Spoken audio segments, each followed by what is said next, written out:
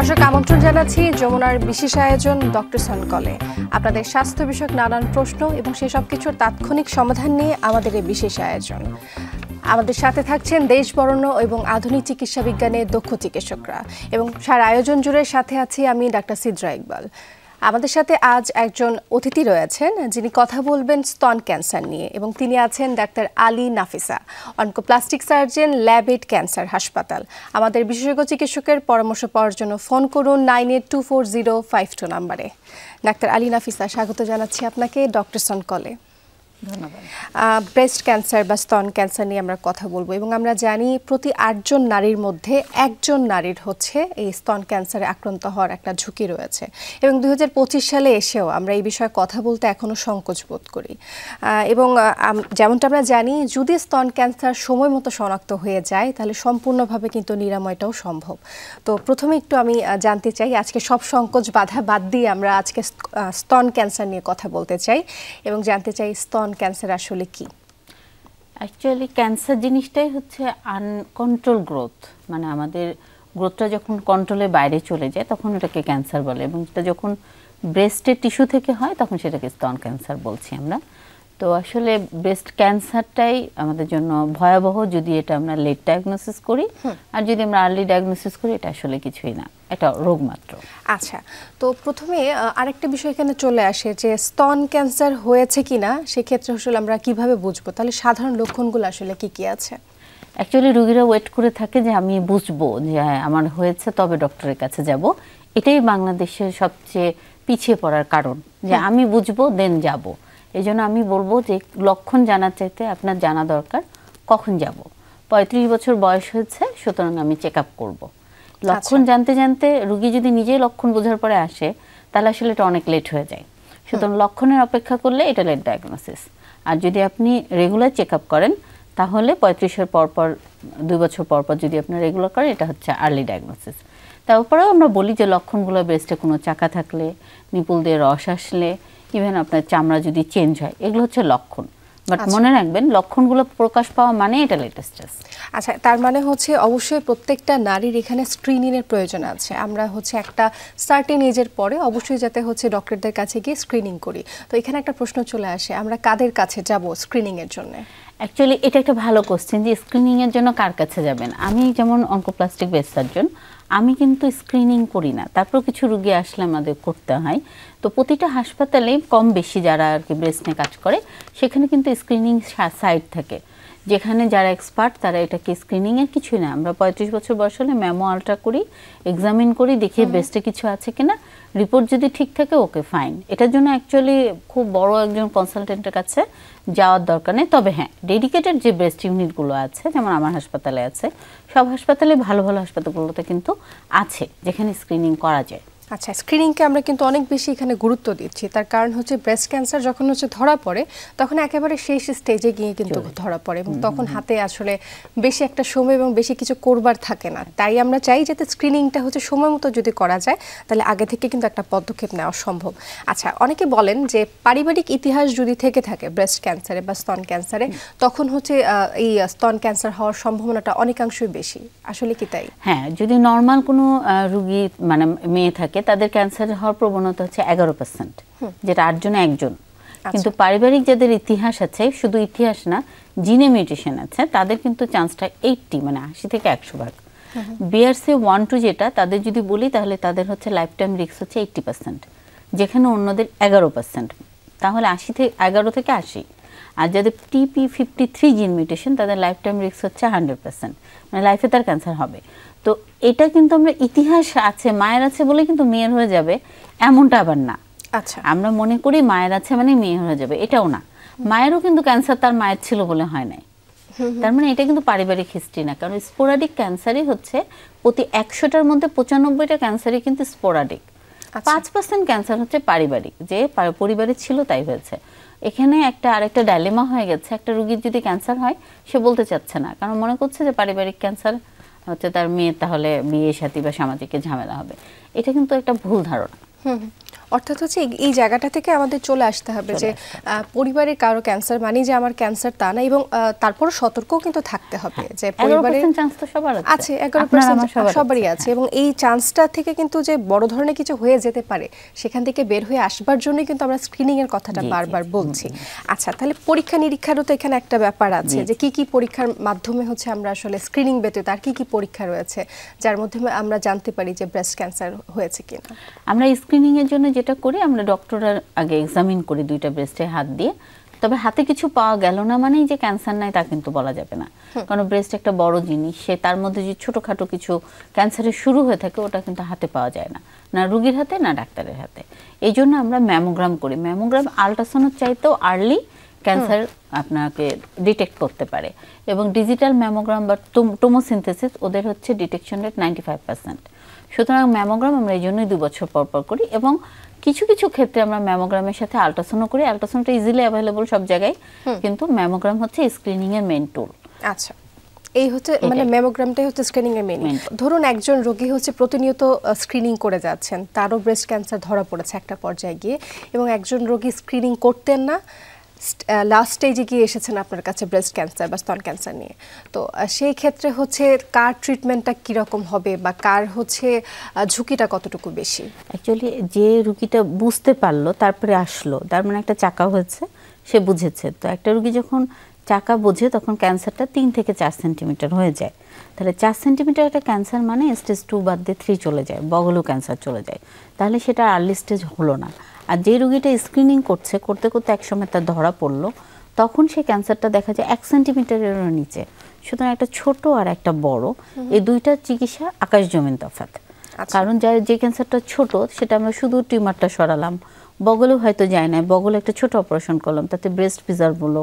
বগলে বড় অপারেশন করলে যে হাতটা ফুলে যায় সেই চান্সটা তার থাকলো না। ইভেন অনেক সময় আমরা কেমোথেরাপিও দিই না, তাহলে খরচও বাঁচলো, ইভেন চুল পড়লো না, বা তার যে আউটলুকটা চেঞ্জ হলো না, চিকিৎসার টাইমটাও শর্ট হলো। আচ্ছা, এই যে লাভ, এটা হচ্ছে যারা স্ক্রিনিং করছে। আর যারা স্ক্রিনিং করছে না কিন্তু ক্যান্সার ধরা পড়লে তো আসছেই, তারা তো অবশ্যই যখন বুঝছে দেরি করছে না, কিন্তু বুঝতেই তো দেরি হয়ে যাচ্ছে। তো তখন যারা আসছে তাদের দেখা যাচ্ছে পুরো ব্রেস্টটা ফেলে দিতে হচ্ছে, বগলেও বড় একটা অপারেশন করতে হচ্ছে, এক্সিলা যেটা বলি, বড় অপারেশন করলে হাতটা ফুলে যাচ্ছে, এবং তার কর্মজীবন, যেমন হাতটা ফুলে গেলে আমরা সার্জারি করতে পারবো না, লিখতে পারবো না, তো এই ধরনের ইস্যুগুলো হচ্ছে। দ্বিতীয় কথা হচ্ছে কেমোথেরাপি খুব পাওয়ারফুল কেমো, যত বড় ক্যান্সার, যত অ্যাগ্রেসিভ ক্যান্সার, কেমোথেরাপির ডোজ এবং পাওয়ার সবই বাড়ে। আচ্ছা, আমি এই বিষয়ে আরো শুনবো। এই মুহূর্তে একজন অতিথি আমাদের সাথে যুক্ত হয়েছেন, একজন দর্শক আছেন, আমরা প্রশ্নটি একটু নিয়ে নিব। দর্শক, কে বলছিলেন, কোথা থেকে বলছিলেন, প্রশ্নটি করুন। আমি ঢাকার লালবাগ থেকে রেহানা বলছি। আমার বয়স হলো 40 বছর, উপরে হতে পারে বা নিচে। তো আমার বাম হাতে বগলের নিচে একটু মাংসের মতো ঝুলন্ত হালকা, ডান হাতের নিচে নেই কিন্তু বাম হাতে বগলের নিচে। তো এইটা কি কখনো সমস্যা করতে পারে? আচ্ছা, আমরা আশা করি ওনার প্রশ্নটা আমরা বুঝতে পেরেছি। আপনার কি আর কোনো প্রশ্ন আছে? আপনার যেটা হয়েছে যে আপনার বয়স 40, আপনি কি রিসেন্টলি কোনো ম্যামোগ্রাম, আল্ট্রাসোনোগ্রাম করিয়েছেন? জি না ম্যাডাম, আমি কখনোই এগুলো করি নাই। প্রথম কথা হচ্ছে যে আমরা 40 বছর হয়েছে বলেই আমরা একটা ম্যামোগ্রাম, আল্ট্রাসোনোগ্রাম করব। আর যদি আল্লাহর রহমতে এখানে কিছু না থেকে থাকে তাহলে শুধু বগলে একটা ফোলা, এটা নিয়ে টেনশন করার কিছু নাই, কারণ এখানে এটা মেবি অ্যাক্সিলারি টেল, আমি যদিও দেখি নাই, কিন্তু অবশ্যই ম্যামোগ্রাম করে নিয়ে তারপরে আমাদের শিওর হতে হবে যে এখানে কিছু নেই। আচ্ছা, আশা করছি হচ্ছে উনি আশেপাশে যে অনকোপ্লাস্টিক ব্রেস্ট সার্জন আছে তাদের কাছে, তাদের শরণাপন্ন হয়ে একটা ম্যামোগ্রাফিটা করে নেবেন। ধন্যবাদ জানাচ্ছি দর্শক আমাদের সাথে যুক্ত হবার জন্য। আমরা কেমোথেরাপি নিয়ে আসলে কথা বলছিলাম। কেমোথেরাপি নিয়ে কিন্তু এখানে একটা আলোচনা সমালোচনা আছে যে কেমোথেরাপি দিলে আসলে অনেকে বলে যে ক্যান্সার ছড়িয়ে পড়তে পারে ঠিক সাধারণ মানুষের ক্ষেত্রে, আবার অনেকে বলে যে কেমোথেরাপি দিলে জায়গাটা পুড়ে যায় বা হচ্ছে আসলে তেমন কোনো লাভ হয় না, বরং রোগী আরো দুর্বল হয়ে যায়। তাহলে এই বিষয়ে আপনার মতামতটা কি? কেমোথেরাপি নিয়ে যেটা আমরা কেন দিই কেমোথেরাপিকে, কেননা সার্কুলেটিং টিউমার সেল বলে একটা জিনিস আছে, যে ক্যান্সারটা যখন হয় তখন ব্লাডের মধ্যে দিয়ে ক্যান্সারটা কিন্তু ঘুরে বেড়ায় ব্লাডের মধ্যে, এবং বিভিন্ন জায়গায় বসার যে চেষ্টা, এটাকে আমরা বলি ছড়িয়ে পড়া, কিন্তু সে কিন্তু ঘুরছে ব্লাডে, এইটাকে মারার জন্য কেমোথেরাপিটা দেওয়া হয়, বলা হয় সিস্টেমিক কন্ট্রোল। এখন ক্যান্সারের সময় যখন কেমোথেরাপি দেওয়া হয় তখন রোগীর বমি হয়, সাইড ইফেক্টগুলোর জন্য রোগী মনে হয় যেন হ্যাঁ আসলে দুর্বল হয়ে যাচ্ছে। এখন আপনি যদি ওটা না মারেন তাহলে তো আপনার শুধুমাত্র ক্যান্সারটা সরিয়ে দিয়ে আমরা রোগীকে ভালো রাখতে পারি না। এবং এই জন্যই বলা হয় যে যত আর্লি ডায়াগনোসিস তত আপনি কেমোথেরাপিকে অ্যাভয়েড করার চান্স থাকলো, কারণ যত বড় হবে তত সেটা কি ছড়ানোর সেটা আরো বেশি ছড়িয়ে পড়বে, পসিবিলিটি হবে। হ্যাঁ, তো কেমোথেরাপি দিলে দুর্বল হয় রোগী, এটা ঠিক আছে, কিন্তু কথা হচ্ছে সেটা না হলে তো রোগী সুস্থও হবে না। ক্যান্সার স্টেজে আসলে আমরা কেমোথেরাপিটা দেই, কখন দেওয়া হয়? অ্যাকচুয়ালি কেমোথেরাপিটা দেওয়ার কিছু ক্রাইটেরিয়া আছে, কারণ হচ্ছে আপনার ক্যান্সারটা যদি বগলে যায়, ERPR নেগেটিভ হয়, যদি 1 সেন্টিমিটারের উপরে হয়, তাহলে আমাদের অবশ্যই রোগীকে কেমোথেরাপি দিতে হবে। আচ্ছা, এখানে আরেকটা ব্যাপার যে ব্রেস্ট ক্যান্সার মানেই হচ্ছে ব্রেস্ট কেটে ফেলে দিতে হবে, এরকম ধারণা কিন্তু আছে। তো আসলে কি সব ক্ষেত্রে তাই হয়?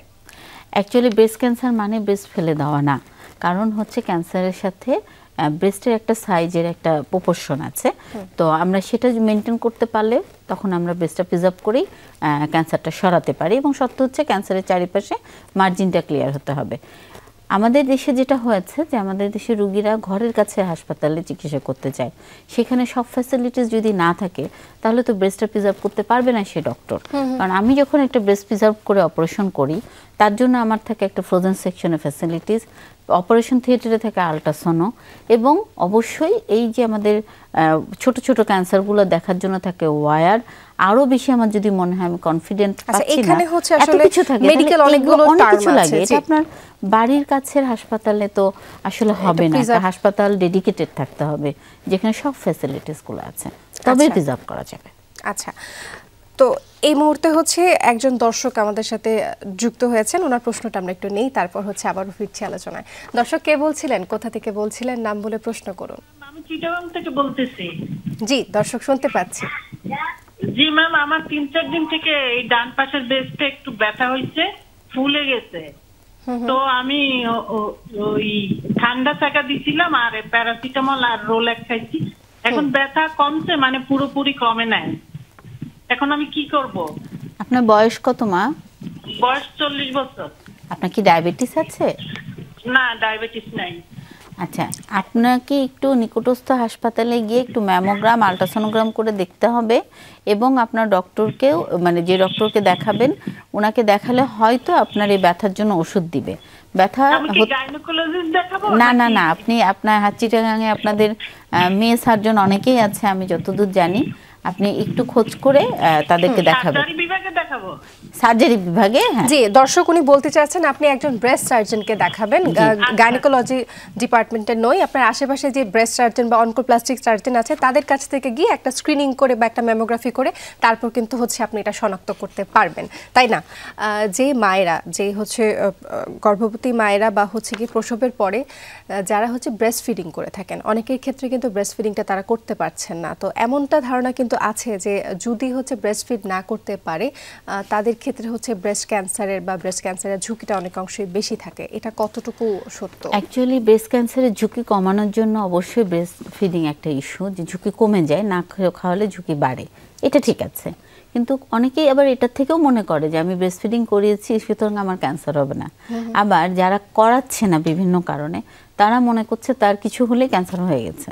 তা আমি বলবো যে হ্যাঁ, এটা ঝুঁকি বাড়ানো বা কমানোর সাথে অবশ্যই রিলেটেড, বাট তার মানে এই না যে আমি নিশ্চিন্তে থাকবো, আমি খাওয়াইছি 4টা বাচ্চাকে সুতরাং আমার হবেই না, এটাও ঠিক না, আবার আমার হবেই। আমাদের একটাই কাজ যে আমি 35 বছর বয়স হলে রেগুলার চেক আপটা করবো। আচ্ছা, এটা আমরা বারবার কিন্তু দর্শকদের বলছি যে 35 বছর বয়সের পর থেকে অবশ্যই যে নর্মাল স্ক্রিনিংগুলো রয়েছে বা ম্যামোগ্রাফি রয়েছে সেটার জন্য বছর একবার অন্তত যাতে আমরা হচ্ছে ডাক্তারের শরণাপন্ন হই, তাই না? আচ্ছা, এবার একটু জানতে চাই, ধরেন আমরা যদি সার্জারির পরে ব্রেস্টটা ফেলে দিই, কেউ এখন সেটা রিকনস্ট্রাকশন করতে চায়, স্বাভাবিক শরীরের একটা খুব বড় একটা অংশ, সেটা যদি ফেলে দেওয়ার পর রিকনস্ট্রাক্ট করা যায় বা পূর্ণাঙ্গভাবে সেখানে একটা আর্টিফিশিয়াল ব্রেস্ট বসাতে চায়, সেই ক্ষেত্রে কি সম্ভব কিনা সেটা? অ্যাকচুয়ালি এটা একটা ভালো জিনিস যে আমাদের আসলে যেটা আমরা স্ট্যান্ডার্ড মেনটেন করি যে কোনো ব্রেস্টই আমরা ফেলতে চাই না, তারপরেও কিছু ব্রেস্ট কিন্তু ফেলতে হয় ক্রাইটেরিয়া অনুযায়ী। তো যখনই আমরা অ্যাজ এ সার্জন আমরা যখন কনসালটেন্ট রোগীকে অ্যাডভাইস করবো যে আপনার পুরো ব্রেস্ট ফেলে দিতে হবে, তখনই তার সাথে আমার আলাপ করতে হবে যে তার রিকনস্ট্রাকশন প্রসিডিউরটা কী হবে। একটা মেয়ে উইদাউট ব্রেস্ট লাইফ লিড করবে, এটা আসলে অ্যাকসেপ্টেবল না। কিন্তু আমাদের দেশের নারীদের ক্ষেত্রে আমরা হয়তো বা এটা এতটা বলি না। ব্রেস্ট ফেলে দেওয়ার সময় আমাদের যে রিকনস্ট্রাকশনটা আছে, একটা হচ্ছে ইমিডিয়েট আমরা রিকনস্ট্রাকশন ইমপ্ল্যান্ট দিয়ে করতে পারি, যেদিন অপারেশন করছে ওই দিনই আমরা একটা ইমপ্ল্যান্ট দিয়ে দিলাম, স্কিন স্পেয়ারিং বা নিপল স্কিন স্পেয়ারিং মাস্টেক্টমি। আরেকটা আছে পরবর্তীতে, যে ওই সময় না আমরা পরবর্তীতে করব, সেটা হচ্ছে ল্যাটিসিমাস ডরসি ফ্ল্যাপ দিতে পারি, ট্রাম্প ফ্ল্যাপ দিতে পারি। ওরা এইসব বিষয় আসলে এই যে প্লাস্টিক ফ্ল্যাপগুলো, হ্যাঁ ফ্ল্যাপগুলোর বিষয় আসলে আমাদের দর্শক তেমনটা বোধগম্য না হতে পারে। তাই আমি একটু এবার আমরা যেহেতু অনুষ্ঠানের শেষ পর্যায়ে চলে আসছি, আমি একটু জানতে চাই আমাদের দেশের তরুণীদের আপনি কি বার্তা দেবেন যাতে ব্রেস্ট ক্যান্সার যেটা আছে সেটা যাতে এড়িয়ে চলা যায়, সেই ক্ষেত্রে হচ্ছে আমরা কি কি মাথায় রাখবো সে বিষয়ে আমাদের দেশে যারা এখন ইয়াং আছে তাদের আমি বলবো যে ইয়াংরা অনেক চোখ কান খোলা আছে, তারা অনেক কিছু করছে দেশের জন্য, কিন্তু নিজের স্বাস্থ্যটার দিকে আগে খেয়াল করতে হবে। এবং এখন যেহেতু আমাদের এডুকেটেড হওয়ার সুযোগটা অনেক বেশি, সুতরাং নিজেরা তো অবশ্যই হবে এবং নিজেদের গ্রুপে বিভিন্ন গ্রুপে তার অ্যাড আছে যে 35-এর পরে যেন ম্যামোগ্রাম করে। শুধু তা না, তার মা বাবারা কিন্তু অনেক সিনিয়র, তারা হয়তো আমাদের এই আধুনিক কথাবার্তা আধুনিক কিছুর সাথে জড়িত না, তাদেরকে তারা বলবে মা, খালা, শাশুড়ি, তাদেরকে তারা রেগুলার যেন চেক আপটা করতে উদ্বুদ্ধ করে। নট অনলি তরুণী, সবাইকে বলবো, ছেলেদেরকেও। আর তরুণীদেরকে আরেকটা স্পেশালি বলবো যে তো আমরা যারা শিক্ষিত হচ্ছি, ইনকাম করছি, তারা বিউটি পার্লারে যাওয়ার জন্য কিন্তু বলি না আমার হাজবেন্ড নিয়ে গেল না, সঙ্গ দিল না, বিধায় যায় না। কিন্তু আমরা যখন রোগ শোক বা একটু স্ক্রিনিং করাই তখন হাজব্যান্ড টাইম না দিলে আমি যেতে পারছি না। এটা থেকে বের হয়ে এসে আমরা অনেক কাজ করতে পারি। অ্যাটলিস্ট আমরা আমাদের স্বাস্থ্যের চেক আপটা যেন নিজ উদ্যোগে করি। হ্যাঁ, আমার হাজব্যান্ড যদি সময় দিতে পারে খুবই ভালো, কিন্তু না দিতে পারলেও নিজে থেকে কিন্তু হচ্ছে আমাদের যেতে হবে। ডাক্তার আরিন নাফিসা, অনেক সুন্দর করে কিন্তু আজকে আপনি ব্রেস্ট ক্যান্সার সম্পর্ক বিষয়গুলো ছিল সেগুলো আমাদেরকে জানালেন। এবং দর্শকদের বলতে চাই, দর্শক আর সংকোচ নয়, নিজের জন্য হলেও প্রতি বছর একবার করে অন্তত স্ক্রিনিং এর জন্য ডাক্তারের কাছে যেতে হবে।